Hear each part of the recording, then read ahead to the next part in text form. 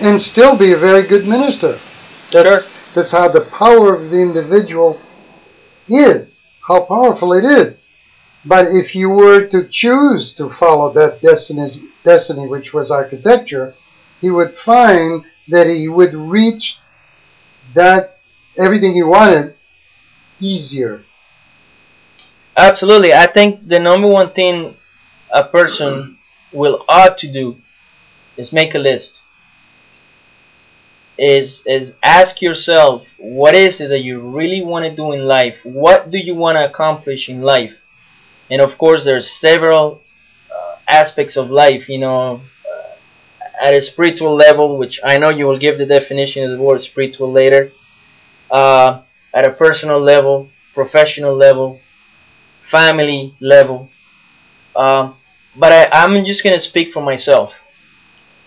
Obviously, I wanted to become a speaker, and I've taken these courses with you, which I'm very graciously thankful for, because I have learned quite a bit through you, and with you, and but in the beginning, I always wanted to be a real estate investor. So I started noticing that most of the wealthiest people in America had been involved, or were involved with real estate in one way or another. And I noticed that it was until I actually accepted the fact that I loved real estate that I actually started doing very good with real estate. Okay? That in itself opened up speaking. I'm in front of clients every day. I talk to attorneys every day. I talk to closing agents every day. I talk to very high profile realtors every day. I talk to realtors that are not so high profile. So you have to develop a skill in communication and articulation and talking. And most recently, you spoke about how does the purpose in life find you versus you finding it. Well, very quickly, I told you experience that happened very recently. Currently, I'm sharing an apartment with my mom, or a condominium in a 55 and over community. I bought her another condo, but it's being fixed up. I discovered through a lot of research many things that were going on with the condominium board of directors and other things because of meetings that I went to, and I was listening intently behind the words. I was listening for the intention, and I was listening for what these people were speaking. I think you can touch on intention later. And I discovered a lot of stuff that was happening. And then I started asking a lot of questions, and a lot of people started supporting me. So much that we started going to the city of Aventura, and I was going, to speak to the city mayor and to the city manager and people that were in charge. And all of a sudden, people rallied behind me, and I became the spokesman for these people. And jokingly, some of these older people told me one day, "Young man, where do you come from? What do you do? Where do you live?" Because some of them didn't know me, and they say, "Do you know your future yet?" And I say, "What are you talking about?" They say, "You're going to be the next mayor of Aventura, and we're going to vote for you." I kind of laughed, but what I really got is that my ability to speak was coming out clearly, and that my ability to lead those people and ask the proper questions was coming out. So definitely I started seeing my purpose in life was to become a speaker. Right. So now, if you had a student or a friend that was trying to find his purpose, how would you advise them to find? By the way, this is in the magnetism lessons, how to find your purpose in life. But how would you advise them? First thing that I will advise this person or this friend will be to be totally honest. I will ask him to find ways from 5 different places, A, B, C, D, E, F, G, or whichever way you want to call it, and adapt to a conversation where he doesn't have to lie. In other words, say that he has a goal in mind, and the goal is to get a computer guy to help him fix a computer. And said that he has to go there and talk to this man. And instead of, let me give you a better example, a real life example, okay? Um, I actually had a friend of mine that he's in real estate. He's an executive assistant for a very big top producer of a company. They do a lot of condominiums here in Miami.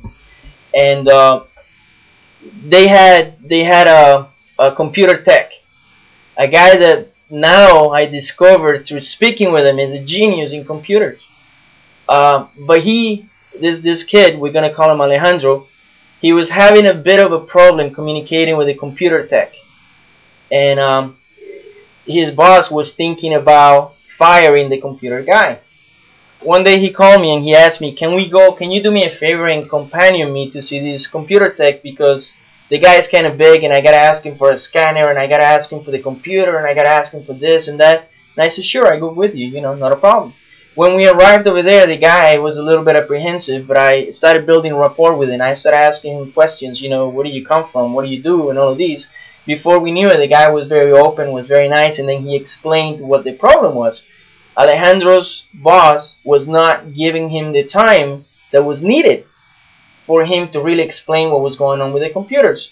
But the point here was that Alejandro was trying to trick this guy and asking him things that were improper, or trying to go around to get to him. I told him, why don't you be straight with him and adapt to the conversation and arrive to the goal that you want. And what I'm saying with that is, if somebody asks you a question and find that way to get to the truth, or tell the truth without lying. Because there's many ways to say the truth. You have to adapt to the communication and to the conversation. I think that's step number one. If you could do that with every conversation that you have in your life, you're going to start realizing that what you're saying is what you're intending, and it's what you're thinking, and you're speaking it. Okay. That would be my number one tool. Let's get a little bit more metaphysical than that. I like to deal with the basic, super basic metaphysical causes of all these things, because if you have that, the rest is just modus operandi. So here's this person.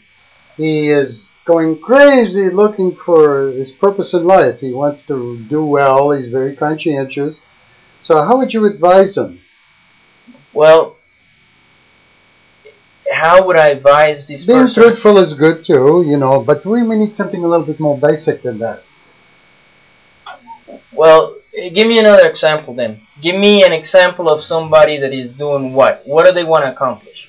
They want to find out their purpose in life. Well, then I will advise a person to write things that he likes. To write what? Things that he likes. Say write 10 things that he really likes, and then under those 10 things start writing things that he likes about those 10 things. Has he already experienced those 10 things? I will say that whatever purpose in life he has, and whatever purpose in life is going to discover him, is already within those 10 things. But he hasn't done them yet. Well, no. What I'm saying is, he has an idea that he'd like to be a professional golf player. Okay. But he never played golf. That's fine. But most than likely, I guarantee you that he admires golf players. I guarantee you that he imagines himself playing golf.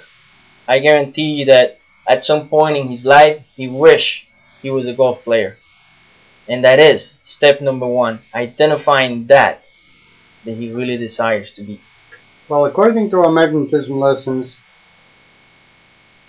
what I wrote down was, go back to childhood. It's all explained there.